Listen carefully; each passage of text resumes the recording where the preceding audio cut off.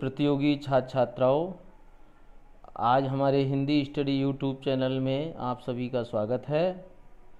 और आज हम आपके लिए हिंदी साहित्य के कुछ महत्वपूर्ण प्रश्न जो कभी बोर्ड परीक्षाओं में भी पूछे गए हैं और प्रतियोगी परीक्षाओं में पूछे जाते हैं, ऐसे प्रश्न हैं जिनको हमने इस वीडियो में स्थान दिया है।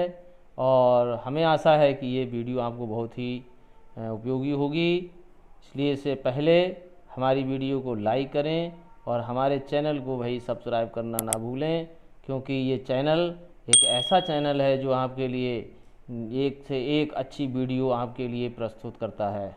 इसलिए हमारे चैनल को सब्सक्राइब करें और अच्छी से अच्छी वीडियो प्राप्त करें। चलिए प्रारंभ करते हैं। पहला प्रश्न है, चॉकलेट उपन्यास किसकी रचना है? ये बिल्कुल आधुनिक प्रश्न है ज़्यादातर, और इसको पूरी वीडियो देखना है। और वीडियो के देखने के पश्चात आपको नीचे कमेंट बॉक्स में लिखकर बताना है कि हमारे इन 11 प्रश्नों में से कितने उत्तर ठीक हैं। तो पहला प्रश्न हमने बताया, चॉकलेट उपन्यास किसकी रचना है? चतुरसेन शास्त्री, बी पांडे शर्मा, सी ममता कालिया और डी है मुन्नू भंडारी, पूरा नाम है इनका।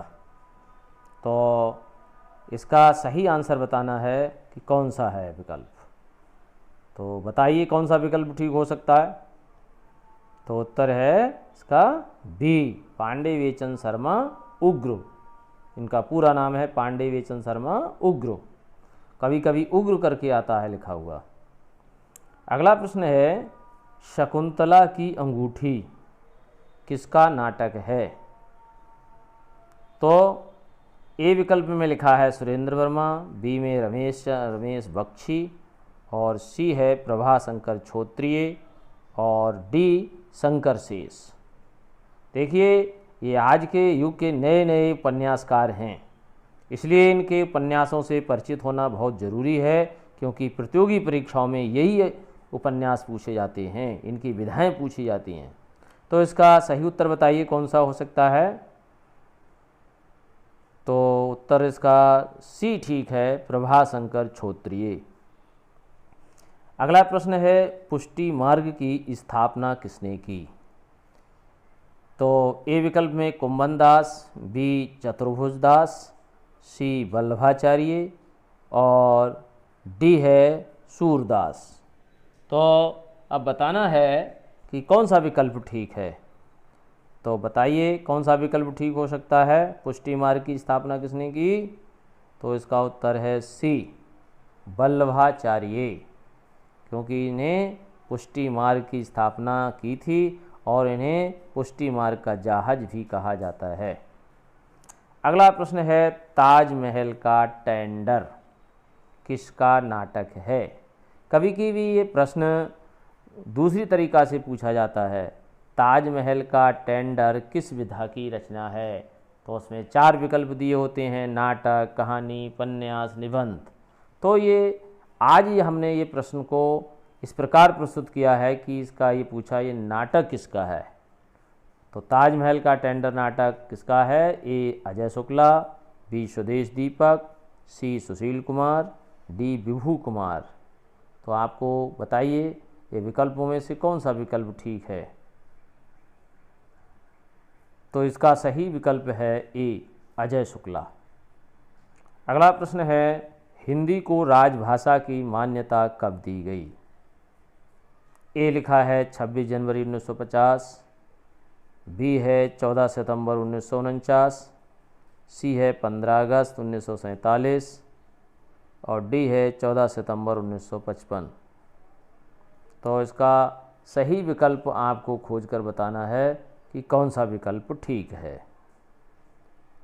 बताइए कौन सा विकल्प ठीक हो सकता है। तो इसका उत्तर सही है बी, 14 सितंबर 1949, क्योंकि 14 सितंबर को हम हिंदी दिवस के रूप में मनाते हैं। क्यों? क्योंकि 14 सितंबर 1949 को हिंदी को राजभाषा की मान्यता प्रदान की गई थी। अगला प्रश्न है, इनमें से कौन राजस्थानी बोली नहीं है?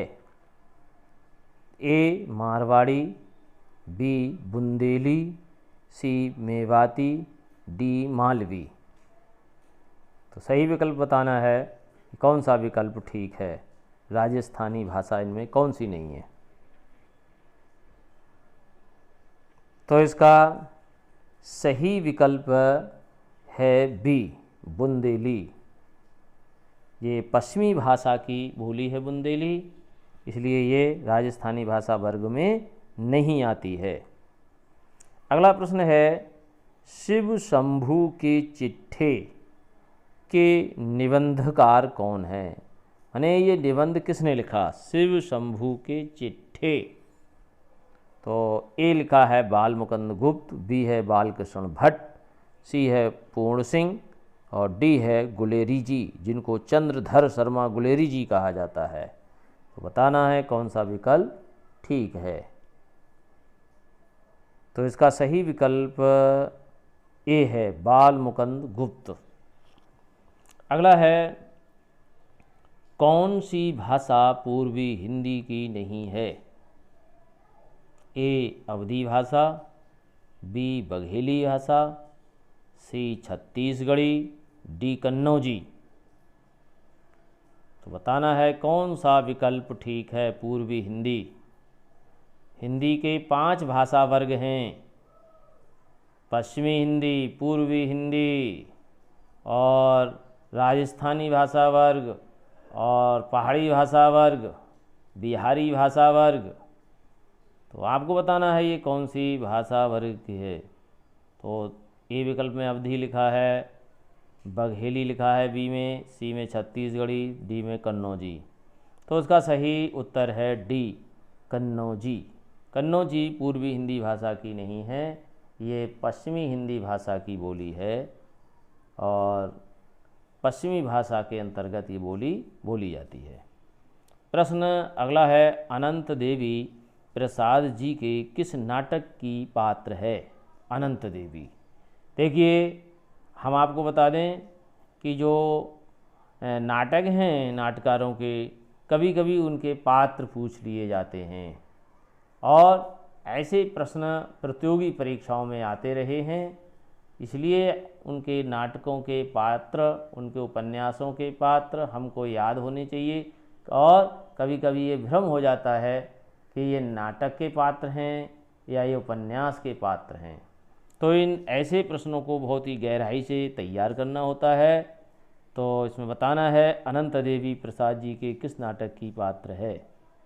तो सही उत्तर इसका बताना है।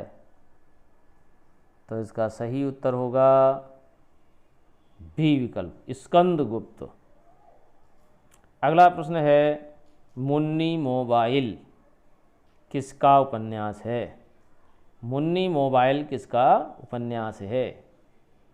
ए प्रदीप सौरभ, बी महुआ माझी और सी है रीता शुक्ला और डी है तुलसी राम।